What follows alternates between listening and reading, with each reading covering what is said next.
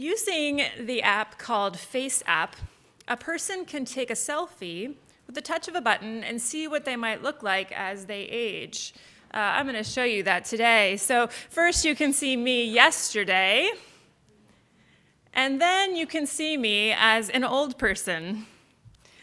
As you can tell,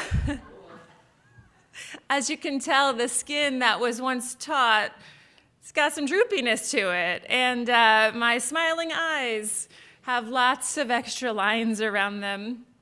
My smile has some creases around the edges, and we won't talk about what's happening under my neck. Despite the beauty industry's best efforts to stop or cease or slow down our physical aging, our hair thins. Gravity pulls at our complexion, and like a once firm balloon, we get a little floppy.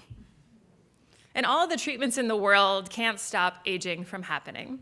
Our human bodies will just simply move from the continuum from a firm balloon into an aging old person, no matter how hard we try. But what if there were a similar app for our interior lives that could show how our souls will look if we continue on the path we are currently following? The book of Genesis provides us with a snapshot of what we were like in the beginning. Two humans who were, as the text says, created good on the interior and the exterior. They were given lives of beauty and a home that had enough, and a God who created them and loved them and wanted to be in relationship with them. And as the well-known story goes, our earliest ancestors weren't satisfied with the goodness that God provided. And they sinned, and they reached for more than they needed. And this sin, this greediness, caused them to realize that they were naked. And so they grabbed the leaves of the fig tree and covered their nakedness. In their beautiful original state, they felt free to walk around as their true selves, uninhibited and uncovered. But when they reached for more than they were provided, they felt shame in their actions, and they felt the need to separate from God and to hide. And in Genesis 3, the Bible tells us that one day God was just walking around the garden, and he called out to Adam and Eve, and he said to them, "Where are you?"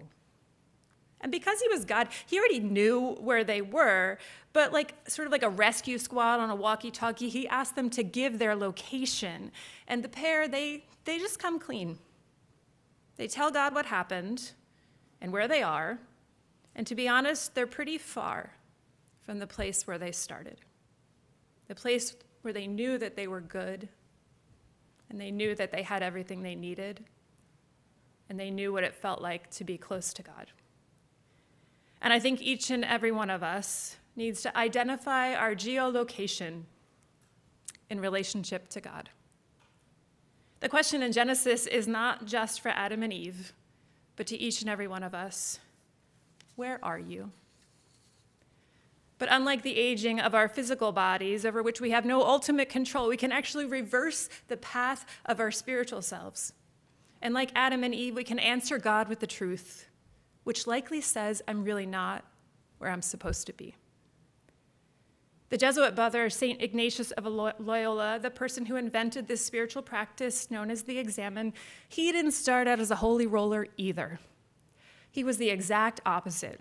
He was born in a large family. He was the youngest of 13 children, and he was sent at a young age to work in a court, and he really loved palace life.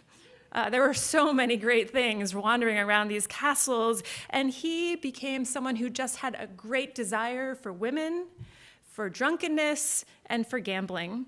And as his hobby, he took up sword fighting for fun. And when the country broke out in war, he went to fight for Spain, and he was an excellent soldier, and he took pride in his conquering wins, and one day on a battlefield, a cannonball landed on him, which shattered one leg completely and broke the other. And because of how valiantly he fought, he was taken to the castle of Loyola to recuperate.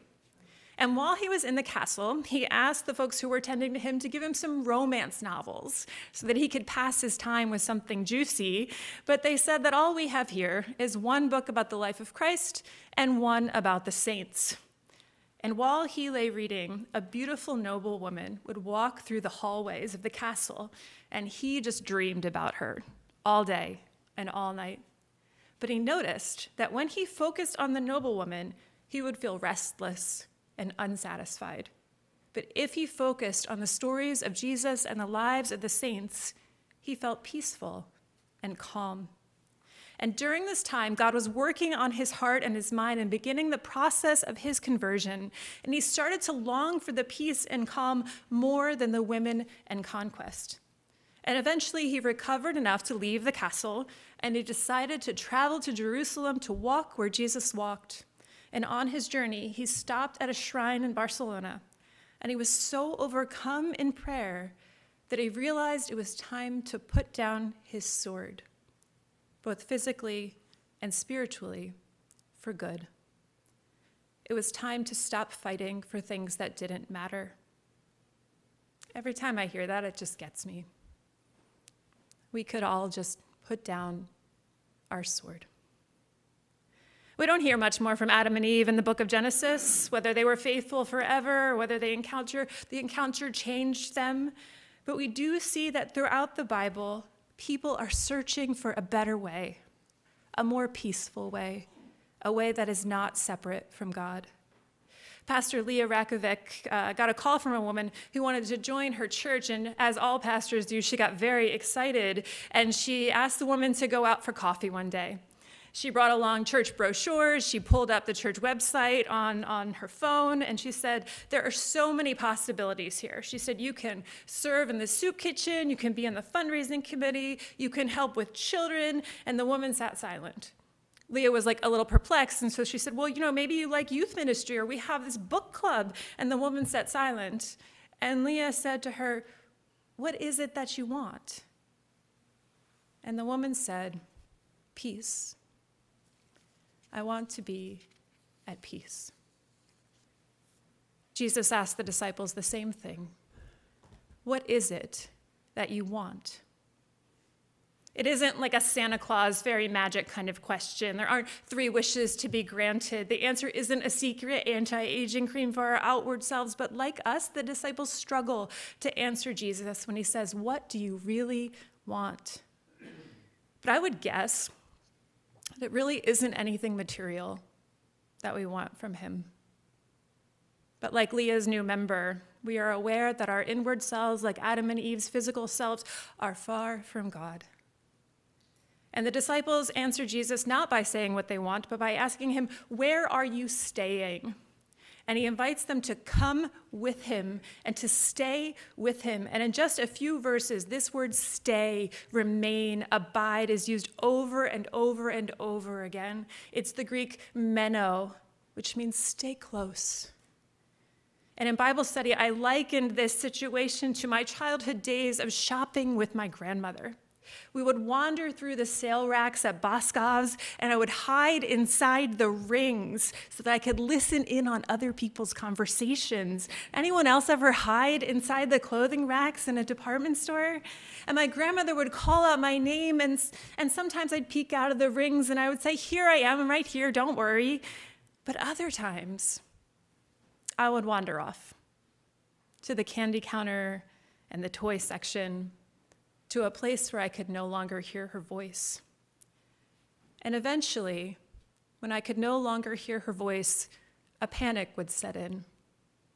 And I would realize I had wandered too far, and I desperately needed to find her again.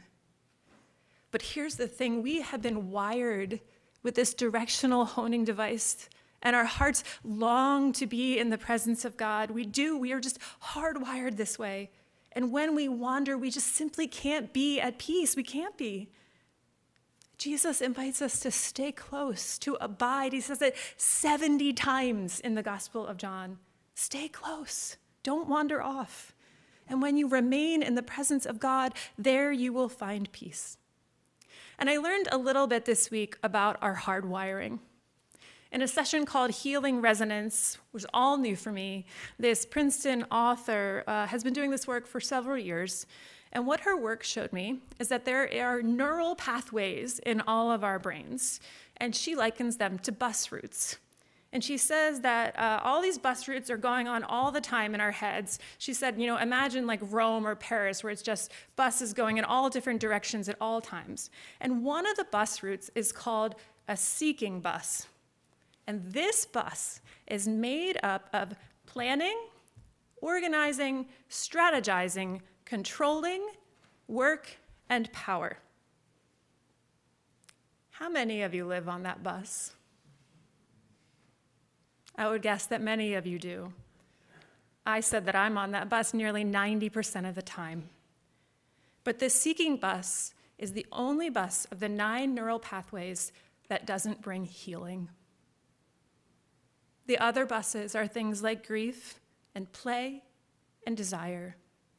And the bus called care feels like worship to me. It's filled with connection to other people and to God, community, openness, gratitude, seeing others as whole, inclusion, kindness, belonging, and peace. From the beginning of time, we have been wired to be healed by the goodness of God as we worship together. And to be honest, we can all want a better way. I don't know anyone who doesn't want a better way, who wants to be miserable or conflicted or troubled or mean or irritated, but willingness alone is not enough. Our desire for a better way must be coupled with action, with a clear no to anything that puts distance between you and God. This is the very definition of sin, being separate from God and one another. Max Lucado says that the amount of calm we have in our lives is equal to the amount of time that we turn to God. And if we really want to experience peace, we have to be willing to sacrifice something that is the thief of your time with Jesus. And I would bet that you already know what it is. One of the things that I love about Ignatius is that he's always future-oriented. He always imagines what God can do with his future. And I wonder today if you can imagine a future, even if it's 1 minute from now, and even if it only lasts 1 minute, a future of inward peace, a place where you sacrifice your sword, your excuses, and yourself. And perhaps our aging bodies won't hold a future in this life that is magazine-worthy, but our spirits, our thoughts, well, the same conversion that God offered to Ignatius is on the table for you. God the Father asks you, where are you? And God the Son asks you, what do you want? I invite you to take out your examine sheet.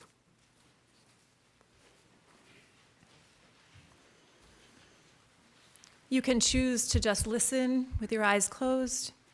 You can choose to follow along or write on the sheet. I will guide us through this examine. Allow your mind to wander to a few things you are grateful for today.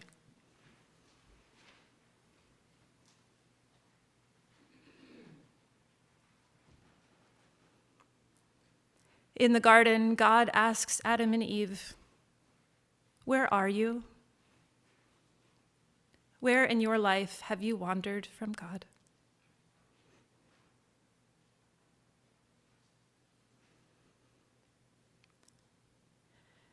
As God asks, where are you? Allow yourself to answer honestly, describing where you are mentally, physically, and spiritually. Listen for what God might be saying to you, wherever you are.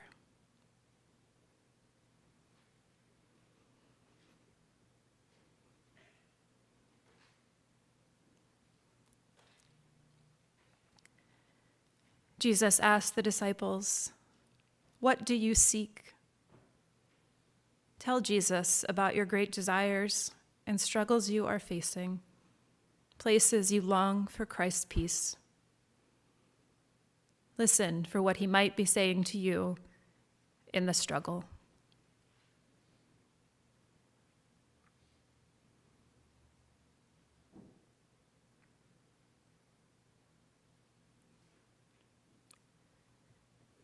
Imagine what it might look like in a concrete way to invite the Spirit to meet you in the struggle, to grant you peace, and for God to be the answer to your greatest desire.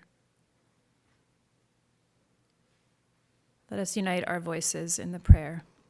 Ever-present God, we ask your Holy Spirit to go ahead of us, go travel with us, and to be within us. Amen.